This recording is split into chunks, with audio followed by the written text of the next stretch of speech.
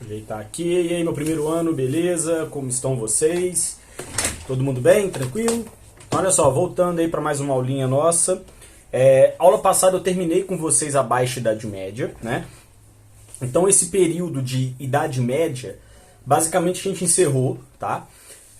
Então, para PISM 1, que vocês vão fazer, né? Você tem uma questão de Idade Antiga, que a gente já viu tudo, Grécia e Roma, basicamente. E uma questão de Idade Média é sempre certo, tá? Então nós já vimos a Alta Idade Média, terminamos a Baixa Idade Média, e dentro desse conteúdo de Idade Média é incluído também uma parte sobre o mundo árabe e o surgimento do islamismo, que é a nossa aula de hoje, beleza? Então seguindo, olha só, hoje eu entro com vocês para falar do surgimento do islamismo, uma das maiores religiões, se não a segunda ou terceira maior religião monoteísta que nós temos hoje, beleza? Então olha só, primeira coisa que a gente tem que entender como que era esse mundo árabe, e quando eu falo mundo árabe, eu estou me referindo ao Oriente Médio, ou também chamado de Península Arábica, né? Então como que era essa Península Arábica antes, né, do islamismo surgir, né? Então olha só, primeira coisa, você tinha uma descentralização política. Você tinha várias tribos, tá? Vários grupos, e esses grupos eram independentes entre si, cada um deles possuía a sua liderança, ou seja, eles eram descentralizados, tá certo? Você tinha uma vida independente, ou seja, esses grupos não dependiam um dos outros para sobreviver. Você tinha até um comércio entre eles, mas basicamente se mantinham. Uma intensa atividade comercial, tá? Principalmente em Meca. Meca, né, era a principal cidade dessa Península Arábica, porque além dela ser o principal ponto de comércio dos árabes, era uma cidade central onde todos esses grupos convergiam para poder comercializar os seus produtos. A cidade também era um local de peregrinação para cultos religiosos. Lá em Meca você tinha, por exemplo, a Kaaba, que é uma construção que parece um cubo preto, né? Não sei se vocês já chegaram a ver. E nessa Kaaba você tinha ao redor dela várias imagens de deuses, né? Porque esse povo dessa Península Arábica que a gente está falando agora, eles eram politeístas, ou seja, eles acreditavam em vários deuses. Então eles não acreditavam em um só. Então, além de você ir para Meca para comercializar os produtos, né, para você fazer comércio, você aproveitava para fazer sua oração e seu agradecimento aos diversos deuses que eram cultuados na época, tá certo? E sem falar que falavam a mesma língua, né, o árabe.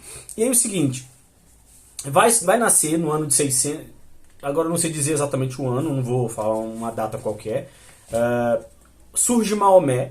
Maomé era um caravaneiro. O que é isso? Ele é uma espécie de guia das caravanas que vinham até Meca. Então Maomé ele encontrava com diversos grupos ao redor do deserto, por exemplo, porque a Península Arábica é bem desértica, e ali ele encontrava com pessoas que estavam indo fazer o comércio em Meca, e ele guiava até Meca, ele sabia o caminho até Meca, né? E com isso ele teve contato com diversas religiões ao redor do mundo, com diversas religiões de origem monoteísta. Então nessa época, por exemplo, Maomé teve contato com o cristianismo, porque ele encontrou de alguma forma alguém que estava indo até Meca para fazer comércio. Ele teve contato com o judaísmo, ele teve contato com diversas religiões politeístas.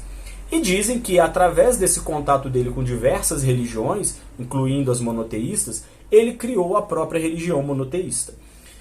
Para os muçulmanos, que são aqueles que seguem o islamismo, o anjo Gabriel teria aparecido para o Maomé num sonho, né, que é conhecido como Noite das Revelações, e ali ele teria explicado e ensinado ao Maomé uma nova religião, que era o islamismo, e que o Maomé deveria ser o profeta que espalharia essa nova religião pelo mundo, beleza?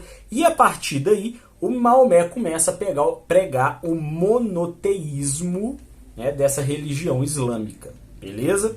A partir daí, então, o Maomé passa a pregar principalmente em Meca, só que aí teremos um probleminha. Por quê?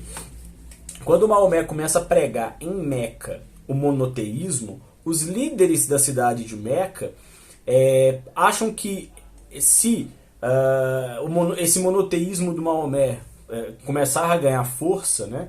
Porque uma das coisas que o Maomé exigia, é que aqueles deuses que eram adorados em Meca eram todos falsos e que eles fossem retirados dali.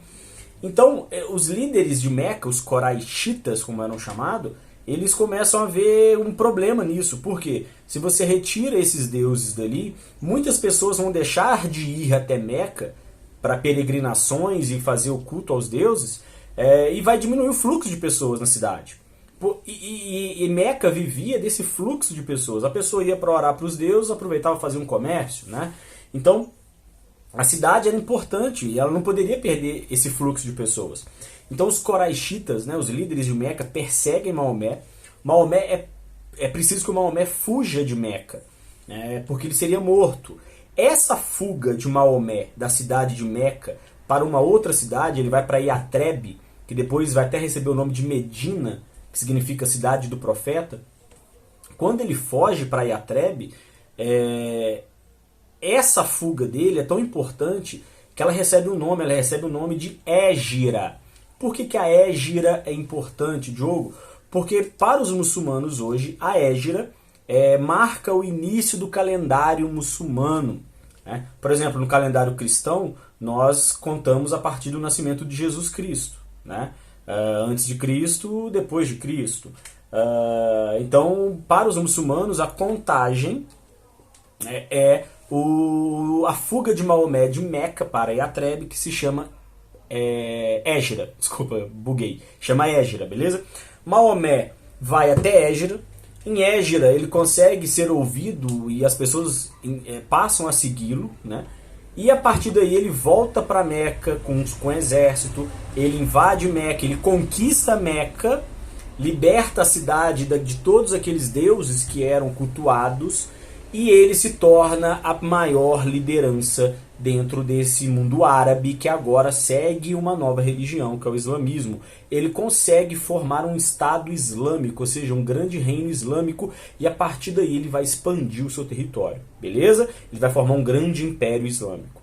Próxima aula a gente vê como que é essa expansão dos muçulmanos, beleza? Fechei aqui, vai ter esqueminha para vocês copiarem no caderno, atividades também lá no Google Sala de Aula. Valeu!